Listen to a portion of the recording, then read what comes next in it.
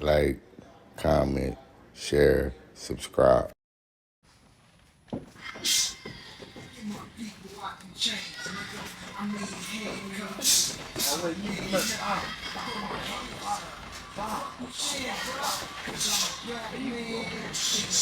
Keep that stick on it when you finish it.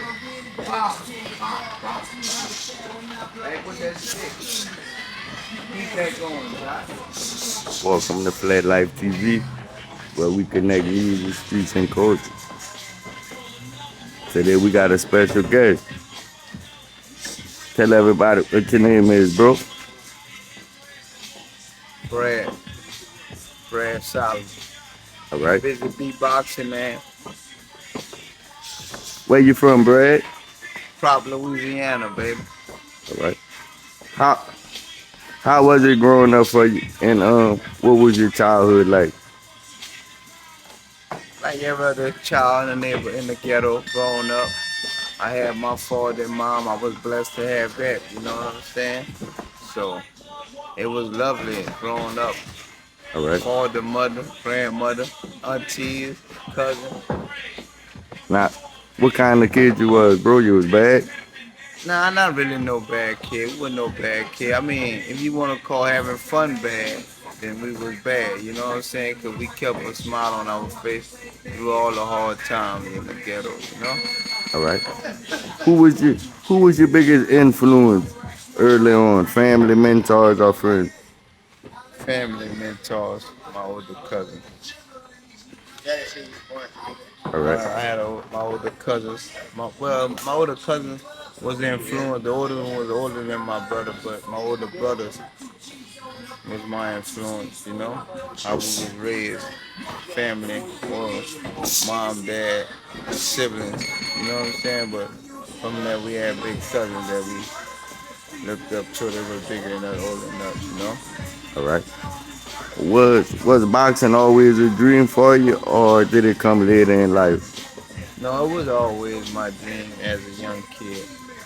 It just later on in life I fell off into the system. All You right. know what I'm saying? Started boxing in the system. Come home with it on my mind. And here I am 20 years out. You know what I'm saying? On the camera with you, Tiger, baby. Yes, sir.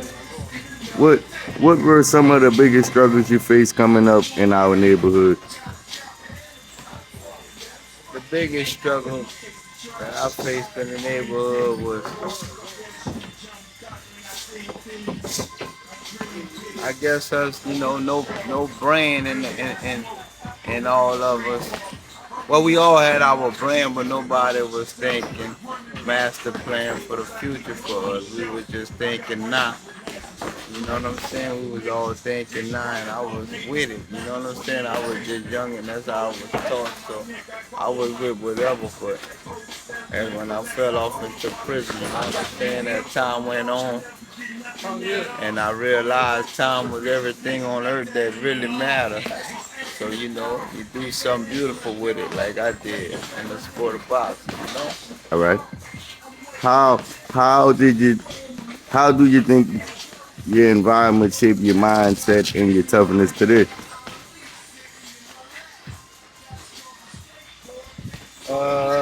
It shaped me, the whole circle. I say the circle, you know what I'm saying? For as in the shape, because as you make your wrongs in life, and they take you to places where you can do right at. You know what I'm saying, bro? So it's really no it's really, you can learn backwards and still do it right. All right. You know what I'm saying? All right. Can you talk about your time in prison and how it changed you? Yeah, no, it ain't never changed me because it ain't never really changed me. The time ain't changed me, it just had me time to think and away from my family, and I really had to sit in themselves and think about this life is only for me, it's not for my family, nobody else. All right. God made me just like he made them. And so everybody gotta understand that we live for ourselves and for other people, you know? All right. What was the hardest part about being incarcerated? Man, I just had a kid. My son was born. I was in prison. That was the hardest thing for me. You know, I was incarcerated as juvenile. My mom, even my mom, my dad, siblings. That was the hardest thing. But my son was being born, me in prison. So that was the thing that I had to do. I had to make sure I go in prison with something on my mind and get something to come out with something on my mind, like I am right now with the boxing career that I intend after prison and everything else, you know? All right. What what kept you mentally and emotionally strong while you were locked up? My seed, bro. My seed was being born and I wasn't out there. So, you know, I know, my baby mom was with another man. Good thing it was you know what I'm saying, a great man like myself and he handled his business for as, you know what I'm saying? Messing with the chick and handling his business for it was, dating and taking care of kids. That was a real respectful thing. All right. Was boxing something that helped you stay focused during that time? Yeah, boxing, yeah. Boxing, I really did my time with boxing, bro. When I got to the camp where boxing was at, I really did my time off boxing, and for right now, I've really done my time off of boxing. Even now, bro, it ain't never changed from prison to not, tight. All right. You know what I'm saying, bro? It's still in me. Ain't gonna be in me till I hit the dirt. Yes, sir. All right. What advice would you give someone who's currently locked up but still has dreams? Shit, live them, bro. Live them. You know what I'm saying? They probably got you locked up, but don't have your mind locked up. You know what I'm saying? They lock people up, people get their mind locked up. That's what really get us you know what I'm saying, as a whole. But the mind can never be locked up if you use it. You know what I'm saying, bro? All right. This word of advice, Tupac was trying to spark the brain. You know what I'm saying? All right. So, man, you got a mind, use it. What what made you want to take boxing serious? Shit, I ain't had no other choice. The man who gave me the game boxing, he wouldn't have given it to me if I wouldn't have took it serious. All right. So I really appreciate Spider in my life, man. Through that time incarceration. All right. Who, who was the first person that believed in your talent? Myself, man. Oh, Me, bro. I was the first person to believe everything I'm gonna do. Myself. that's a great answer, bro. What was your first real fight like? What was your first real fight like? Uh, it was easy to me, bro, because when I get in the ring, my first fight, I wasn't competing against the opponent. I was competing against my own skill set, All right. And that's where I'm still at today. I don't compete against no one. It's all about myself and now, bro. Yes, sir. What what separates Brad Solomon from every other fighter out there? I heard an announcer say when you was fighting on TV one night, he said he has an unorthodox style. Yeah, I guess that's what kind of made me different from other fighters too. But I had my street fighting with boxing, so Yes. and me being conditioned, when I'm conditioned, I'm straight street style in boxing. So it's like, go get 'em. That was my motto, bro. And I was a boxer, so I'm gonna get you, I'm hitting you, and I'm not letting you hit me. So that's like the greatest, Ali. What's your mindset every time you step into the ring? My mama, bro. I'm always doing it for her. She was my man, my mama, bro. She was my everything, bro. Right. She made me just seeing her when I see my mom and all that, I know I'm going to beat this nigga up. All right. So I'm not letting no nigga beat me in front of my mom. And it's been like that since prison, so. All right. Now,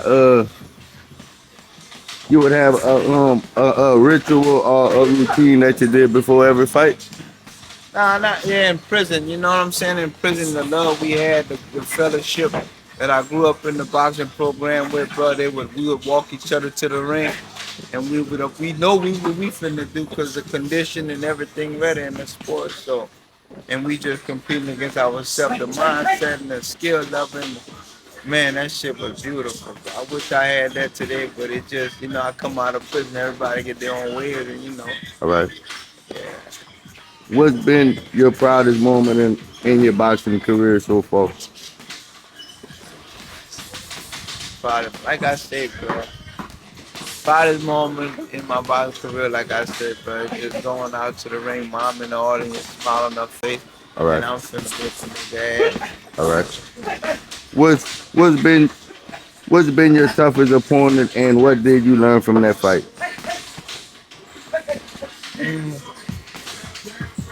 My tougher opponent, I said, it's been myself. I've been beating my own self down, All right. getting prepared for fights and letting fight for far as another man.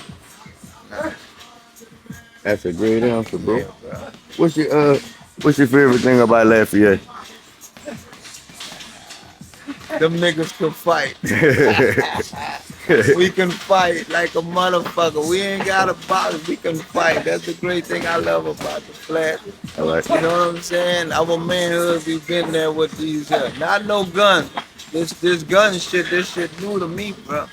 This shit new to me. You know what I'm saying? Somebody coming to Lafayette for the first time. Where would you bring them? Crop, because it's close to the downtown area. All right. All right. How do you feel about the city now compared to when you were coming up? Well, when I was coming up, it wasn't no south side or north side. All right. Nah. Hey, but the bullshit in the way now is the south side, north side. And it's just like on the movie Barbershop, man. You know what I'm saying? They take shit from the north side, bring it to the south side. But it's all good because you can't kill the poor side. Poor side, the rich side live on them. So, hey, I'm with the poor forever, dog. Yes, North sir. side. Do you feel like Lafayette give you the love and support you deserve? Well, in the ghetto, Cropperville, I got all the love I deserve. Yes, sir. You know what I'm saying? Yes, And then sir. Lafayette, I wasn't doing it for Lafayette. I was doing it for myself. You know what I'm saying? It's All right. not about Lafayette giving me my props. You know what I'm saying? Because it's on black and white. You know what I'm saying, bro? So if that's props, then you know what I'm saying? It's on black and white, bro. What I did. All right. What's something about our neighborhood that people outside don't see? It's small. It's not like the rest of the neighborhood. Few streets, it's a little small hood.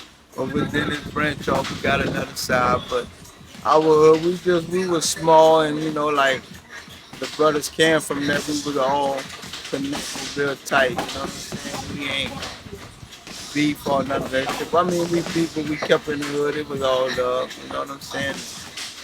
In the ghetto, and it's still like that today. It's just our stores around, our neighborhood stores around. The boxing is nothing in the community for us, All right. But it should be getting back up. All right. What advice would you give to the youth? Man, find your trade, love your trade, and go for it, man. You know what I'm saying? That's all I can see, but they're gonna help them out, They're gonna keep them money in their pocket, you know what I'm saying? Take care of their families and living. All right. Yeah, bro. How- Where we at, we in the gym, getting it in. Yes, sir. Now, if people want to tap in with you, how they would tap in with you? They can hit me up on Instagram. I'm on Instagram. My little girl running my Instagram now because I ain't know nothing about it, but she doing it now. All right. And shout out to Bradley, just graduated, Shout out, Bradley. And her cousin, Melania. You know what I'm saying? So shout out to y'all. Shout out, y'all. Yeah, so you know what I'm saying? So I'm just hitting here with the young, my nephew. They got some more youngsters there. I'm just trying to get a game back to them. That way they can be whoever they want to be in the sport, you know? Yes, sir. Yeah, bro. Yes, sir. And I appreciate you, bro. Man, I love you, bro. nothing but love, bro. Yes, sir. Like, comment, share, subscribe.